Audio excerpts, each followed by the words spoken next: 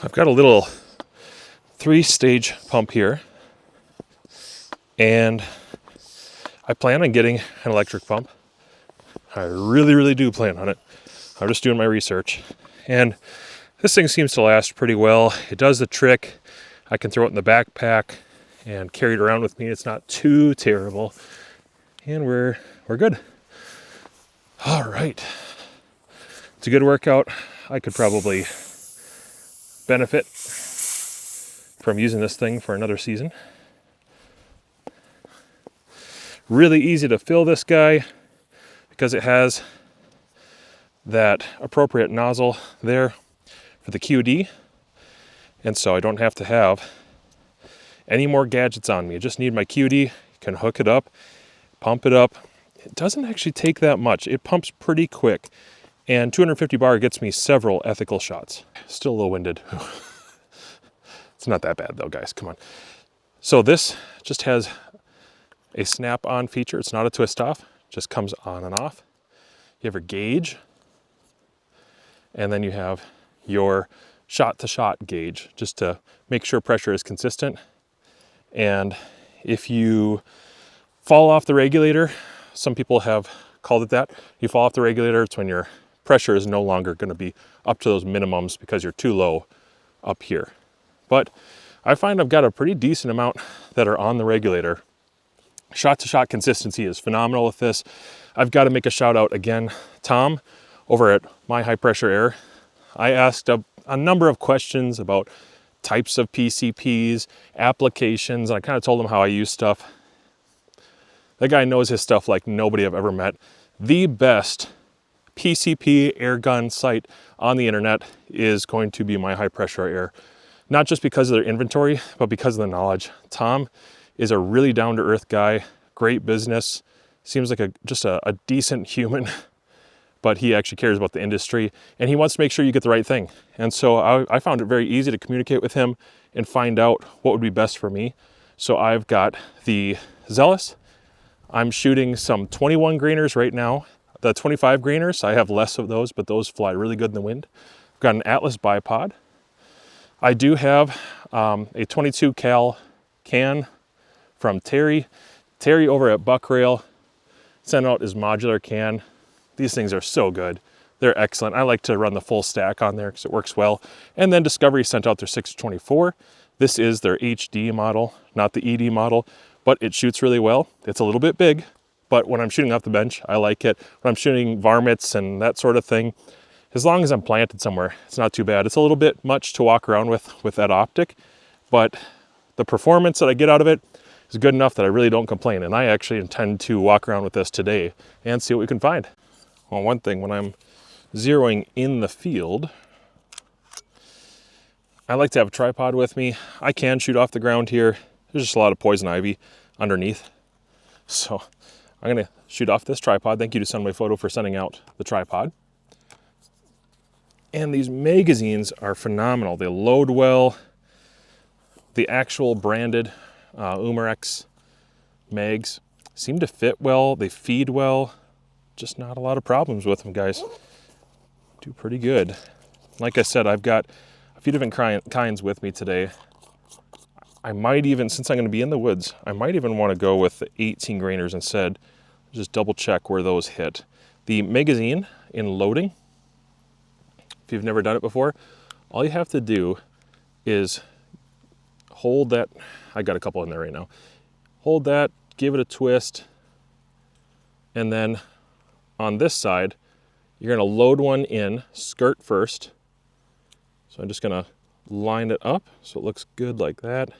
Skirt first, and then I'm going to let it rotate around. I'm going to hold that one in there. That basically holds my position in the magazine, and I'll just twist it around and fill it till it's full. Holds a lot, and that's something I appreciate. I don't have to constantly take this out, and it comes with 2 of these magazines, which is a great deal, I think. These 2 magazines are magnetic, they slide in well, and since it's kind of like a bullpup style, they sit back by your face, and I don't think they sit too high on the gun. Sometimes on PCPs, the magazine sits so high in the action that it seems a little frustrating to me, because basically you can't get your scope low enough and it gets so high. This one, there's already a cheek riser built into it. It's a nice straight, you know, barrel to stock design. I don't think it's much of an issue. And these magazines, even though they're high round count, they don't seem to get in the way because they're internal in the stock, and the action technically is down lower and not up here where the scope rings are. So you get a nice Picatinny rail, and it doesn't feel like it's exceptionally tall the way that some bullpups do. As far as balance point goes, I tend to rest it on here. I don't ARCA this in because it's plastic. I don't want to put an ARCA adapter here and then try to balance the whole gun in there. My gun is a little bit rear heavy. A lot of that is going to be the optic that you go with, but I find that I cannot affect my point of impact very significantly if I rest it right in here on the bag, which is just fine, because most of the time if I'm using a tripod, I'm hunting and I have a tripod out. Hand on the scope should minimize your point of impact shift, and it does have that newer barrel band that the other one did not have. If I remember right, I think Gen 1 didn't have that.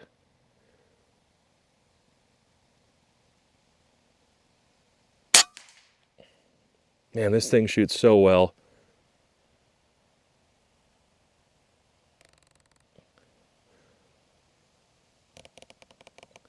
The only thing is this pellet does have a little bit different point of impact.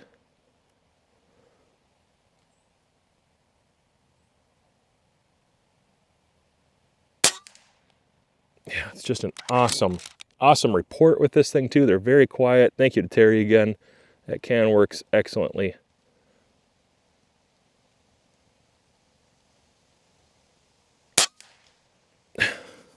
It's hard to believe how shootable these things are. If you've never shot a PCP, there is just something about it that blows your mind, just how shootable it is. And this is a decent trigger.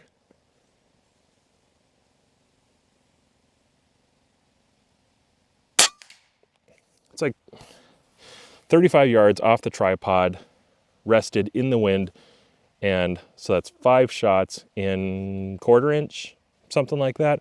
I just can't believe how shootable they are. They're so repeatable. I thought the dwell time for this very long barrel that you're looking at, I thought the dwell time would interfere more, you know, with sloppy trigger pull or just whatever it is, but I've adjusted this trigger shoe all the way down. Not in weight, not yet. I haven't gotten into the internals yet because I wanted to test it how it is. But I dropped it down lower so that the perceived pull weight would be decreased, and it seems to be doing really well. The next thing I probably will do is back off this regulator down a few clicks. I don't need as much power as I have right now. I do plan to do some ELR stuff with this in the future after I get into the internals and address the mechanism back here that kind of hinges, and it's what you're technically pulling when you pull the trigger. Well, here's a little small game I got with my ZELOS in 2.2. Used that buck rail can on the end and the Discovery 624. This is the HD. I think I was using 25 grainers on this one, and it definitely went all the way through. Made an instant kill, absolutely instant. Very satisfied with the performance of that gun. Now I'm going to put that aside. I've got the Buck Pack Light. Here's the large blade. It's going to be really great for deer hunting and kind of a bird and trout or fishing game. I like this size for squirrels, and I like the actual design because it's a nice, small, easy to wield blade, but both would do the trick. I wouldn't really have trouble using both. I just think this one's a little bit better for small game like what I have here. Let's go ahead and use this one today. All right, let's see at 30 yards what the image looks like. Looks pretty decent. I'm using a little bit of phone zoom there. We're gonna see if we can make it through that tablet. It's a real outdated tablet. Software hardly even keeps up anymore. And then there's a mixer to the left, just some, like, I don't know, carbonized water or something like that. We'll see what it does to both of those using the Vanguard VO XF image.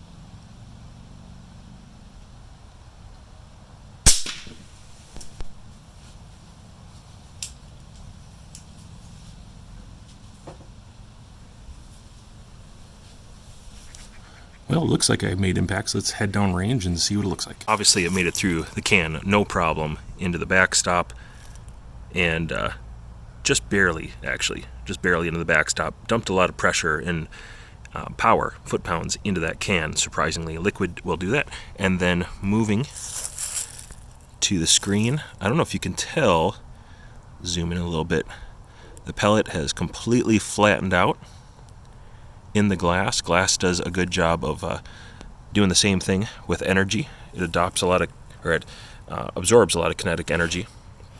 So you can see just barely made it in there. Did not pass through. Nope, didn't pass through. And I would say there's not. Oh, let me take it apart here and let's see if there's any bulge on the other side from that. Oh, it's pretty hard to pick up, but there is just the most minimal amount there that went through and did not pass through the case, obviously. If I was closer, I would guess it maybe would have, but at 30 yards, not quite. This thing still turns on, which is kind of impressive, but it didn't really work before anyways, and it's not going to work any better now. All right, I've got the Vector optics, 4-16, set up on an Umarex. This one happens to be a regulated, kind of AR-ish feeling air gun. This one's called the ZELOS. Sent out to the channel by my friend Tom over at My High Pressure Pneumatics. Really cool website. It's basically the website that got me into PCPs in the first place.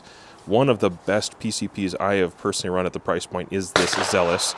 And this is a really nice optic for that specifically. It's a nice tight package. It's going to fit on pretty much any rail, even with lower rings. It'll fit on there pretty well. But this is a good scope because it has lots of internal elevation, and I can still get 16 zoomies for targets that go out a little further than the normal ones.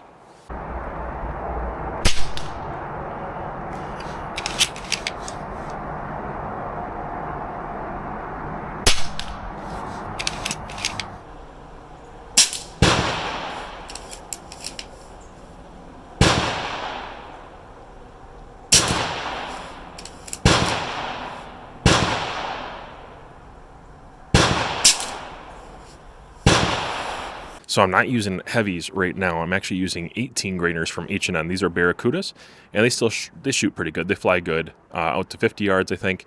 Beyond that, I would switch to the 25 grainers for sure. But what I'm going to do is find out with the wind I have now, which isn't terrible, but there's a little wind there, what I can do at 50 yards with these 50 grainers, and we'll move out to 100 yards after that.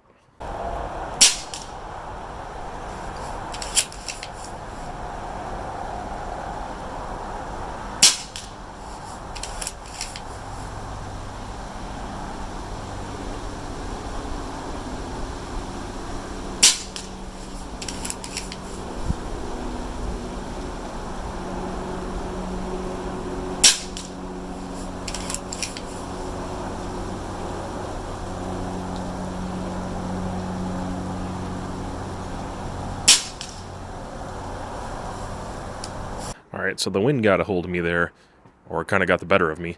I think let's do one more. As long as it keeps under an inch, I'm pretty satisfied with the 18 grainers. The 25s, like I said, they do better, but I can buy a lot of the 18 grainers for the price of the 25 grainers. So I just want these to do well. I might be asking too much of this. Let's see what happens with another group. It's not going to get any less windy, but I can try to predict it a little better than I did this last time.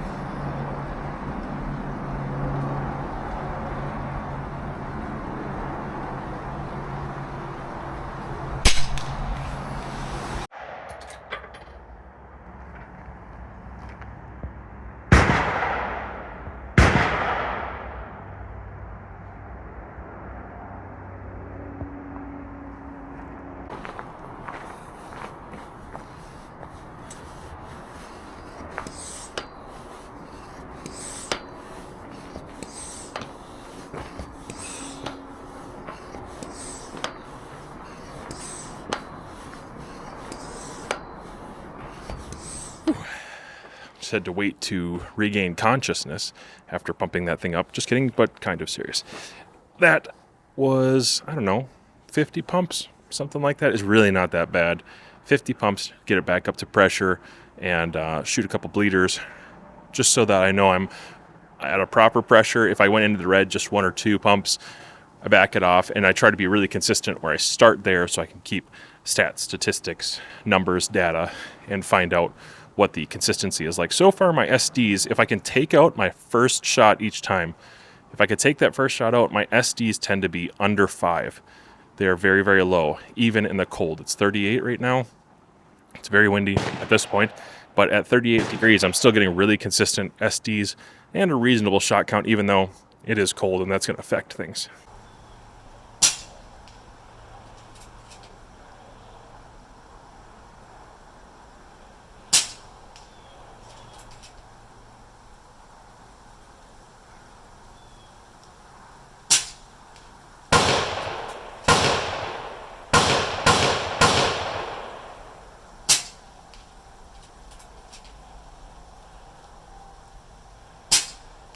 Before I get started, I'm going to get some distances with the AOFR rangefinder. It's quite windy today.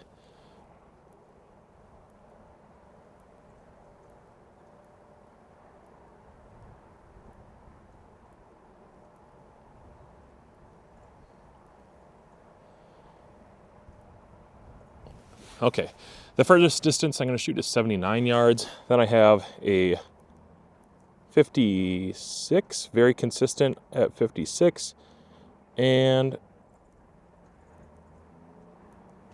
2 at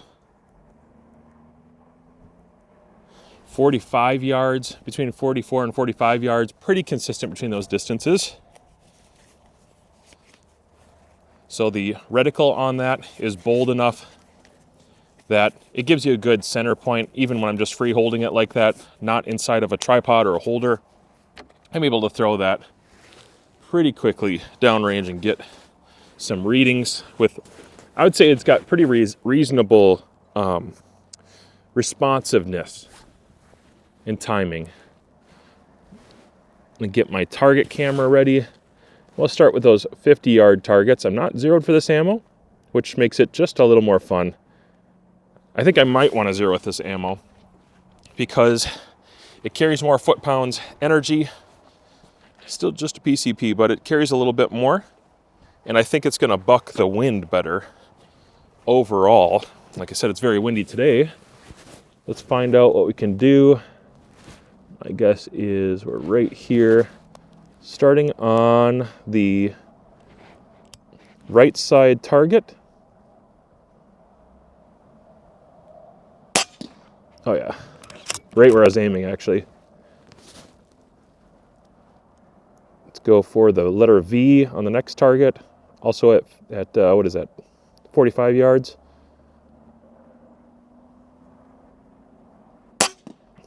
That one, those respond pretty well. Definitely an energy dump with these pellets. And okay, for 56, I believe I'm going to be at 0.6 for this. Let's find out. Aim for the letter Z.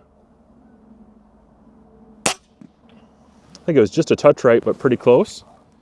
And now I'm going to go and correct my camera, and we'll run this Vector Optics and the Umarex ZELOS out to 79 yards. I've got some steel, and I do have a couple pop cans down there as well. Something tells me I'm going to be able to hit those just fine because this system has been working great, and I think the image for you is going to be really good through that tracked optic spotter. It's a pretty premium piece of glass. All right, what are we thinking? I'm going to guess, well, it's not that far. I think 2.6. Start off at 2.6. Image on the optic can get pretty sharp.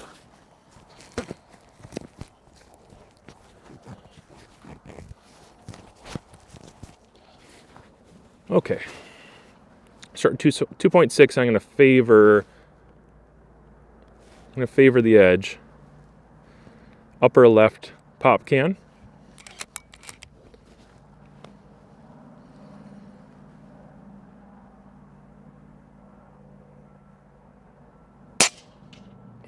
Okay.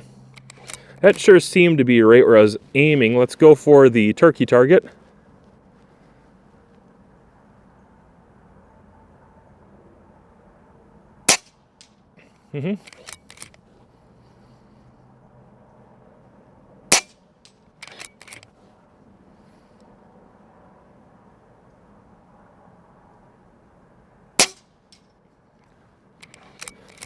Those are not great trigger pulls. I'm just throwing them down there. So consistency is definitely there.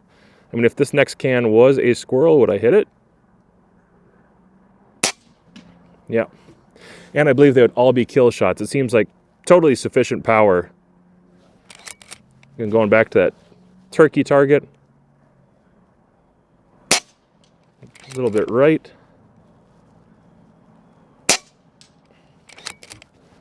That wind is taking it a full half mil. Let's hold a half mil. Yeah.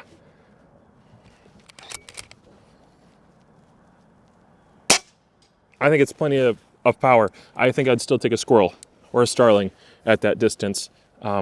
Dropping the rag down, I'll probably not feel quite as comfortable, but I'm still throwing 21 grainers down there with some reasonable authority, reasonable hunting accuracy for sure. And when it comes to bench accuracy, I'll probably move to the 25 grain. All right, well, there you have it, everybody. That's kind of my first take and first look at this really neat PCP. This is my first entry into that, let's say, $500 and above category, and I was not disappointed. In fact, I think I have to blame Tom over at my high pressure Airg00n. He's the one who kind of got me into this. He was telling me about it. He helped hook me up and find something that would be precisely what a powder burner, a guy like me, would be into. And this is a great transitional gun. If you've only shot powder burners, rimfire, and that sort of thing, you've never gotten into PCP, this is absolutely worth your money. You're going to be so impressed with the performance of some of these rifles. And if you have more money, you can do even better and you can see better. Now, this rifle I haven't modified, I haven't done much to, and in the future, in next videos, I'm going to tinker with it a little bit. Not a lot, but a little bit. I think I'll finalize what pellets work best at all distances, and you're going to see some really tight groups in the future. But right now, head over to my high pressure Airg00n, or if you're in the Michigan area, you should check out their retail store.